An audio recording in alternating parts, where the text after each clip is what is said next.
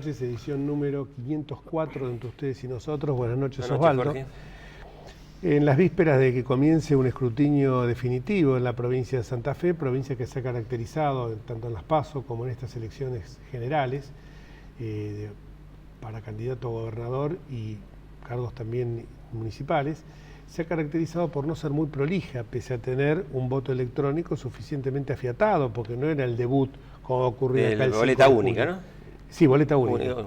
Teniendo un sistema de boleta única que realmente estaba bien afianzado y que realmente nos sorprende esto de que la escasa diferencia entre los tres candidatos, particularmente el del Frente Cívico y Social, Miguel Lischis, y el candidato del PRO, Miguel del CEL, hubiera una diferencia que arroja un 0,11%, pero que lo curioso es que a las 12 de la noche o antes se cortó el escrutinio.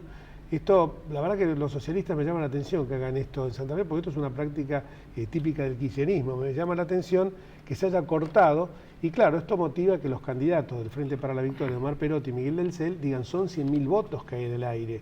Y la diferencia es tan exigua entre ellos de 15, 20.000 votos. Sí, se había computado el 95% y lo pararon. A esto hay que agregar 70.000 votos que estarían cuestionados.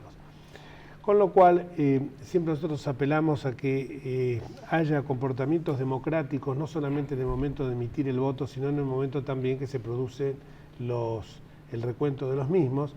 Es muy loable las mesas testigos, es mucho mejor la mesa testigo que los boca de urna, pero también hay que ser mesurado en cuanto a los festejos, ¿no? Porque sí, lo extraño fue que a eso de las 10 de la noche aproximadamente salieron los candidatos socialistas de una forma muy festiva a decir que de acuerdo a algunas mesas testigos que ellos tenían, ganaban creo que por 1%.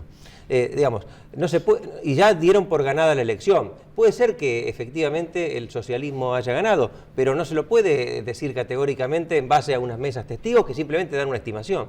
La contracara de esto fue precisamente lo que ocurrió en Río Negro, donde Miguel Pichetto, del Frente para la Victoria, en una actitud que realmente me parece muy positiva, a los pocos minutos ya, a las pocas horas de haberse conocido, de haber comenzado el recuento de votos, se adelantó porque tenía a su alcance los primeros guarismos que evidentemente daban la posibilidad que resultara inalcanzable quien se alzó con el triunfo, que es Alberto Hueretilneck. Tengo que mirarlo porque me cuesta. Que es alguien que, si bien no está vinculado con el kirchnerismo, también en esta suerte de carusel que se produce en algunos candidatos, esta suerte de minué que danzan, fue kirchnerista, después fue masista y ahora terminará siendo hueretilnequista. Y ahora terminará siendo, si gana Mauricio Macri, se irá quizás con Mauricio Macri, o si no, se irá para otros lares. Pero fue un triunfo muy amplio y de alguien que accedió a la gobernación a raíz de la trágica muerte de Soria. Claro, pocos días después que había asumido Soria la gobernación, era el vicegobernador, él proveniente del Frente Grande.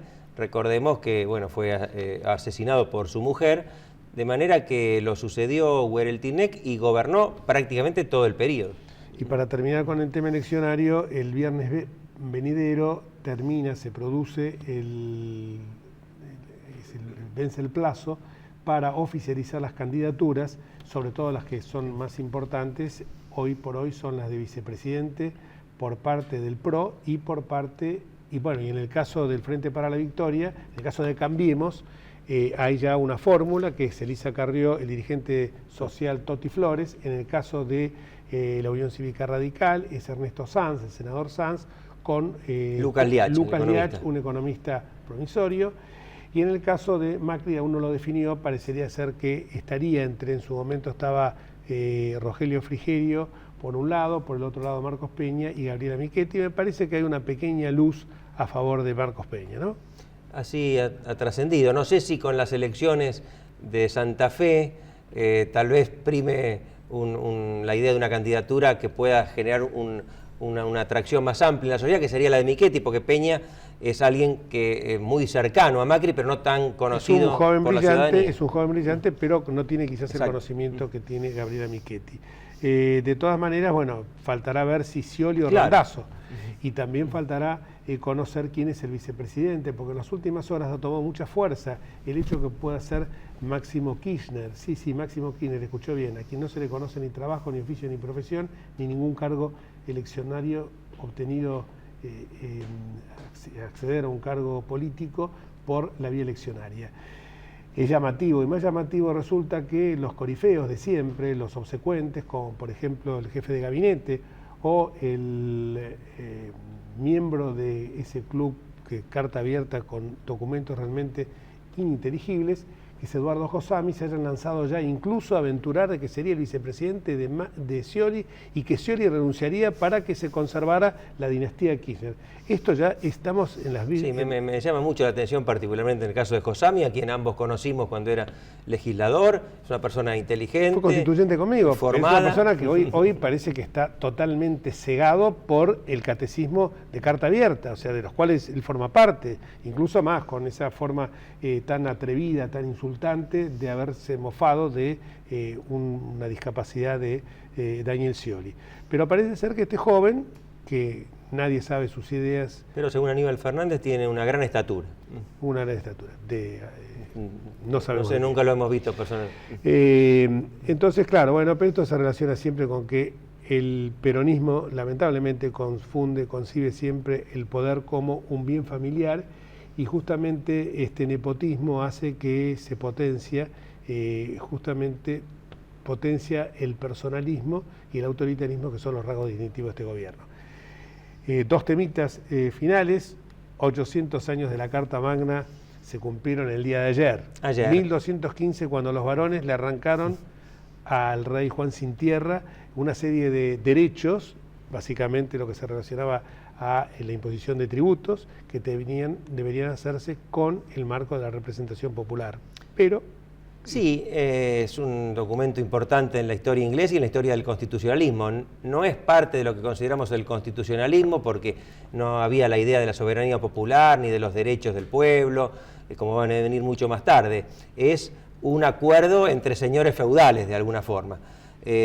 Como decís vos, está la idea de no hay tributo sin representación, de debido proceso, el habeas corpus en forma embrionaria. Y cuando en el siglo XVII se producen las luchas entre el Parlamento y la monarquía, de la que va a surgir en 1688 la monarquía constitucional, se recuerda este documento que se llamó originalmente la Carta Libertatem, o sea, la Carta de las Libertades, como un hito, y se le da una nueva significación.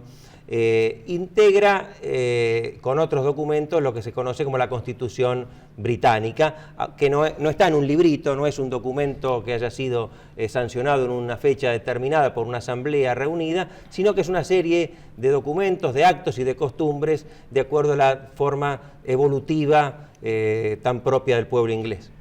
Yo creo que es más que nada un símbolo de la limitación al poder, es una concesión que tuvo que conceder, para la redundancia, el rey Juan Sin Tierra. Y el último tema se vincula con algo que hemos comentado en el programa anterior, que es la escandalosa pobreza que tienen los alemanes y que realmente resulta muy llamativo.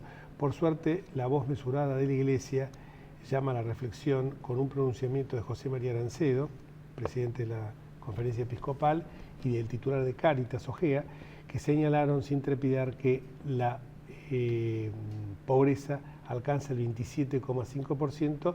Estos son los valores que establece un organismo muy serio, el Barómetro Observatorio para la Deuda Social de la Universidad Católica Argentina.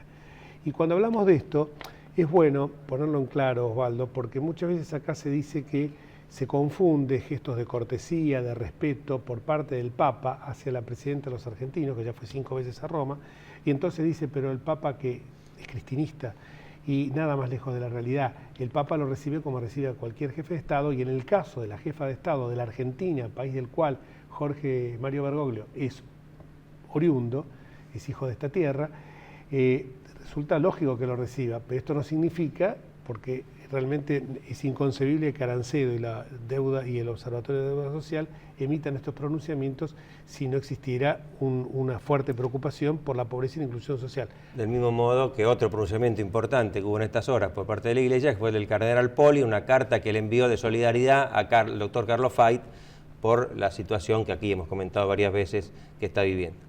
Y sobre todo por algo que dice que no solamente se violan principios constitucionales, sino normas éticas fundamentales, y además de eso está en línea con lo que Jorge Bergoglio pensaba y piensa, pero cuando era arzobispo de Buenos Aires, que los viejos de ninguna manera se los puede concebir como gente descartable. Y parece que este gobierno lo entiende así, si no el ensañamiento con Fait no se justificaría. Bueno, creo que estos son los temas a grandes rasgos. Algo muy simpático ocurrió en una misa de ayer, era la colecta de Cáritas, con el objetivo de pobreza cero. Tuvo que aclarar el cura, ha venido a nuestro programa, es un amigo, no lo vamos a... Pero en el sermón aclaró, porque dijo, esta colecta es para Cáritas, pero es para los pobres de la Argentina, no es para ser enviada a Alemania, ¿no? Que realmente se tiene que aclarar hoy esto, porque la verdad que hay gente que piensa que hay más pobreza en Alemania o en los países nórdicos que en la Argentina. Vamos a tener que mandarle colchones y chapas. Y chapas. Y ahora sí vamos a abocarnos al tema económico. Hace un año se pagó una deuda del Club de París y parece que las inversiones no han llegado a la Argentina como se esperaba en cantidades homéricas, ni siquiera homeopáticas. Y para hablar de este tema tenemos a un reconocido economista, Daniel Marx.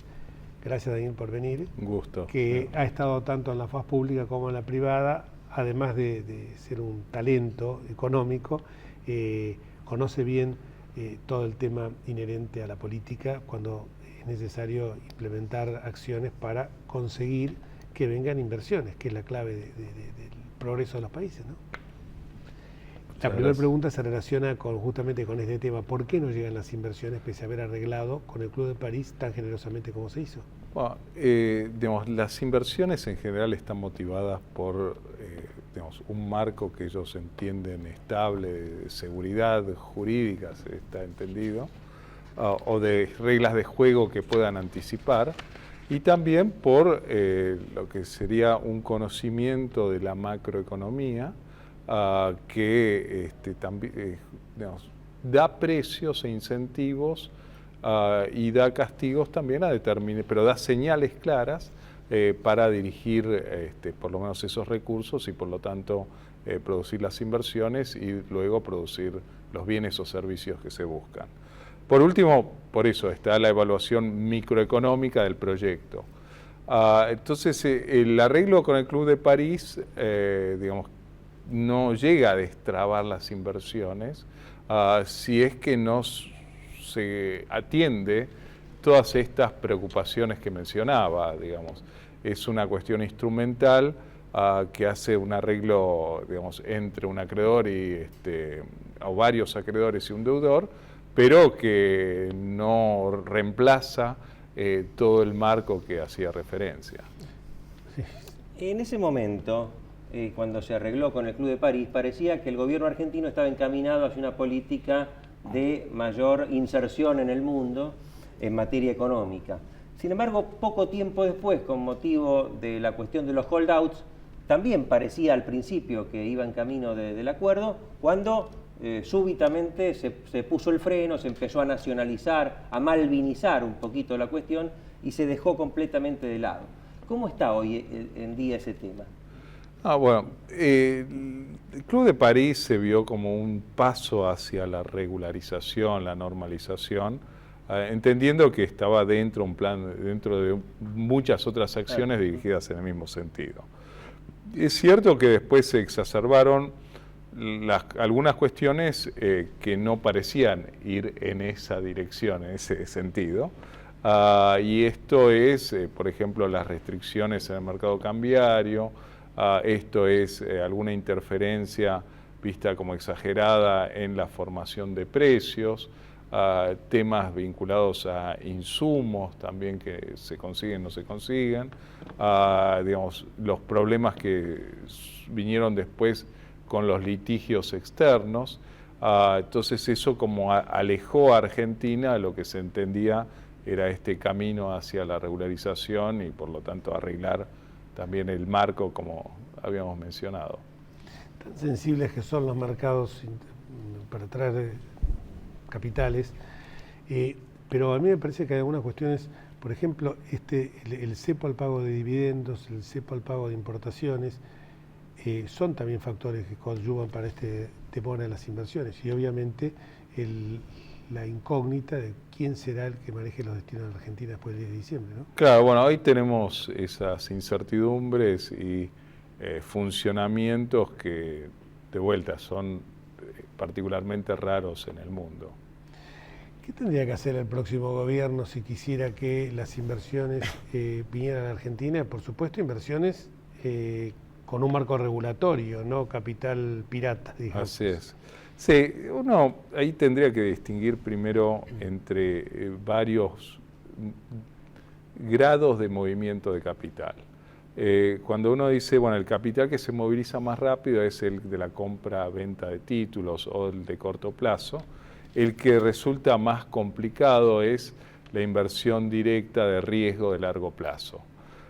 Si uno apunta a esto último, que yo creo que es saludable, digamos, más que lo primero, digamos, en esto último habría que reducir estos grados de incertidumbre. Yo diría, no es darle, por supuesto, una garantía de inversiones, sino más bien decirle cuáles son las reglas de juego.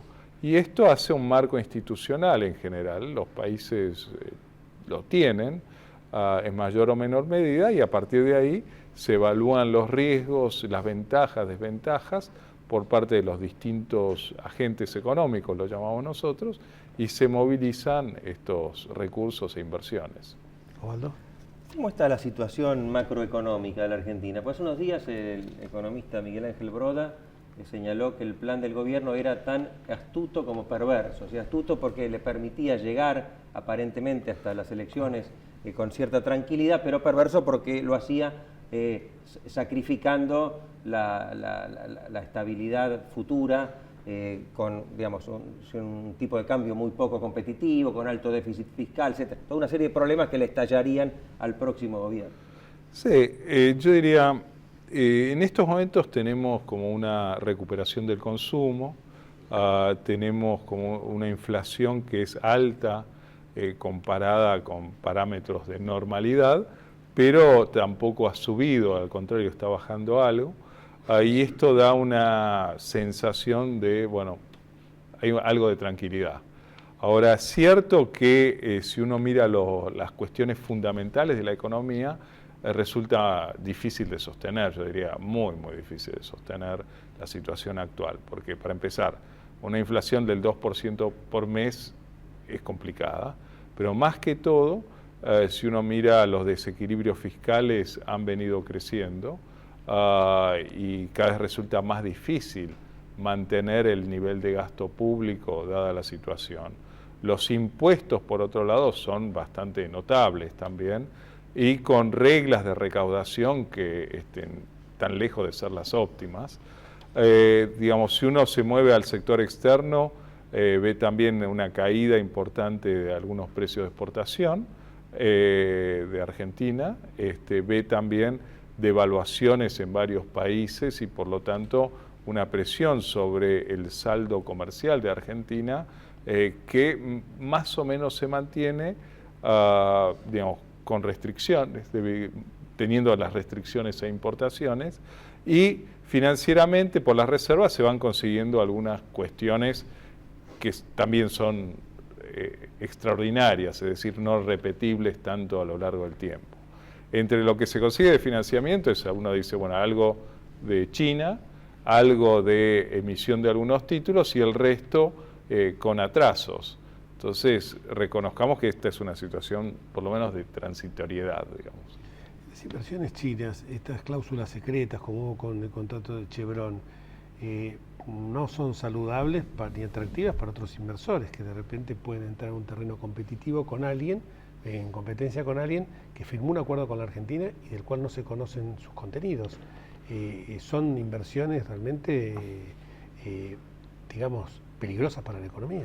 Bueno, algunos pueden decir, bueno, nosotros tenemos el recurso acá, estamos importando petróleo a precios exorbitantes, movilicémoslo. Lo cual me parece bueno movilizarlo, para lo cual hay que hacer inversiones. Ahora, decíamos, a mayor riesgo, mayor compensación está buscando el inversor. Entonces, por eso decía, lo importante es bajar el riesgo y a partir de ahí tener más competencia por el lado de las inversiones, que van a tener menores exigencias económicas en consecuencia. Para no pagar las tasas que estamos pagando superiores a las que pagan otros países como Bolivia y otros países de la región. Sí, es la expresión de más o menos del mismo concepto. Te agradecemos muchísimo y la verdad que explicás las cosas con una sensatez que no sé cómo en el gobierno está plagado de insensatos, se ve. Gracias. Bueno, gracias a ustedes. Vamos a una pausa y cuando volvamos al presidente de la Sociedad Rural Argentina, Luis Miguel Echevejere.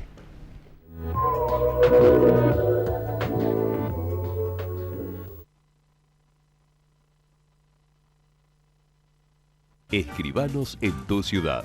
Nuestro consejo es prevenir problemas. Colegio de Escribanos de la Ciudad de Buenos Aires. Consejo Federal del Notariado Argentino.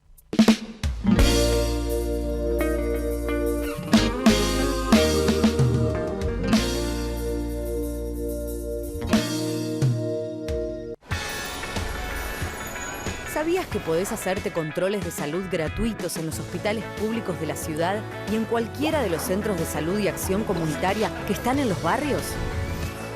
En la ciudad, la salud es prioridad. Por eso es pública, gratuita y de calidad. Buenos Aires Ciudad. En todo estás vos. Vivimos en un mundo que necesita minerales. Pero sabemos que, antes que nada, necesitamos un mundo donde vivir. Cámara Argentina de Empresarios Mineros. Por una minería limpia, segura y sustentable. Andar, obra social de viajantes vendedores de la República Argentina. La mejor cobertura familiar al mejor precio. Planes de salud para particulares, trabajadores en relación de dependencia y monotributistas. 0810-345-0184. Andar, www.andar.org.ar. Sin abogados, no hay justicia. Si tiene alguna duda, consúltelos. Es un mensaje del Colegio Público de Abogados de la Capital Federal.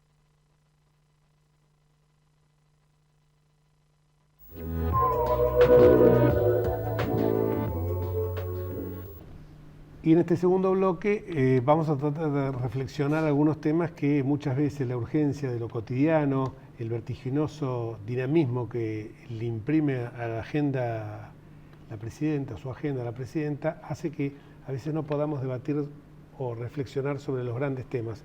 Lo hicimos, que por supuesto tienen que ser absorbidos, tienen que ser aprendidos por la gente, porque al estar tanto en la coyuntura, te perdés de las grandes políticas de Estado. Gracias a Dios, la semana pasada estuvimos comentando estos temas con un brillante filósofo como Santiago Kovadlov, y hoy lo vamos a hacer también, ya yendo al tema económico y puntualmente al tema de ese motor gigante de la economía nuestra, mal que les pese a algunos, que es la agricultura y la ganadería. Para eso está Luis Miguel Echevere. Gracias por venir, Luis. ¿Qué tal? Buenas noches. Y la primera pregunta que te hacemos es este documento que emitió el Foro de la Convergencia Empresaria, un grupo de entidades, entre los cuales se encuentra la sociedad rural y otras muchísimas, más de 60, 70. 68 ya. Sí. 68. Un documento que la verdad que es muy ponderado, muy sesudo. Explicarlo a grandes rasgos cuál es el propósito y los puntos esenciales del mismo. Sí, el documento del rol del Estado surgió a partir de las reuniones que tuvimos el año pasado, el Foro de Convergencia Empresaria con los candidatos, donde dimos la visión del empresariado justamente con respecto a cuáles son las políticas de Estado que entendemos que debería tener el país para que el sector privado pueda expresar todo su potencial, que haya inversiones y por ende fuentes de trabajo formal. De esas reuniones con todos los candidatos, menos con los del oficialismo, tenemos que decir también, porque no quisieron formar parte de esto. Pues ya tienen todo resuelto. Donde logramos la adhesión de todas las fuerzas políticas, menos las del oficialismo. En ese momento varias fuerzas nos dijeron, bueno, pero ¿qué visión tienen ustedes sobre el rol del Estado? ¿Por qué no lo pusieron? Bueno, la verdad que pensamos, a lo mejor no nos correspondía a nosotros hacerlo, no, nos decían los políticos, es muy importante conocer la visión del empresariado. Y así que nos pusimos a trabajar en el verano y emitimos este documento que, digamos, que en muchas cosas viene a contradecir una malintencionada interpretación de algunos que dice, los empresarios no quieren Estado, no quieren reglas, o quieren un Estado bobo que no los controle. Todo lo contrario. Si uno ve ahí lo que escribimos, y aparte digamos, estamos convencidos, es que no, queremos un Estado fuerte, donde haya una justicia independiente. Sí, que no asfixie con las regulaciones también. Claro, donde haya un organismo de control fuerte, división de poderes, federalismo, todas herramientas que están en la Constitución Nacional y que vienen a poner ese marco institucional necesario para que expresemos nuestro potencial. Hay funciones del Estado que son insustituibles en la asistencia a los que realmente lo necesitan, el tema de la salud, la educación, la seguridad, la representación internacional. Y eso, si está bien hecho, hace que el sector privado pueda invertir y generar fuentes de trabajo. ¿Osvaldo? Yendo ahora a la materia agropecuaria específicamente, ¿cómo están? ¿Cómo están los precios? ¿Cómo están los costos? Es raro, ¿no?, la contestación. Los precios están bien y la situación está muy mal. Los precios están bien porque a pesar de que han bajado casi un 30% a lo que estaban el año pasado, todavía a valores históricos son precios altos. Recuerden que en el gobierno de la Rúa la soja estaba a 140, 160 dólares la tonelada. Hoy está a 350 dólares la tonelada. Para los bolivianos, paraguayos, brasileños, uruguayos, la soja sigue siendo rentable, ¿no? Y por eso producen cada vez más, igual que el maíz, igual que el trigo. El problema nuestro es fronteras adentro. O sea, todas las disposiciones que hay que evitan la competencia entre los compradores, que cierran los mercados, y hacen que los compradores paguen un precio barato por nuestros productos, pero cuando le dan el permiso para exportar, venden a precio internacional. Lo que acaba de pasar el viernes pasado, ¿no? Lo que anunció el ministro de Economía es que anunció un nuevo negociado de los compradores, ya que compraron el trigo alrededor de 1.000 pesos la tonelada y lo van a vender a 1.300. O sea, unos 30, 35 dólares por tonelada, que es un absurdo. Toda la vida, por esa intermediación, se llevaron 2 o 3 dólares por tonelada. O sea, eso es lo que está pasando. Después, bueno, los costos internos, la inflación, cuesta el doble trasladar una tonelada de maíz de Salta al puerto Rosario que de Rosario a un puerto de China.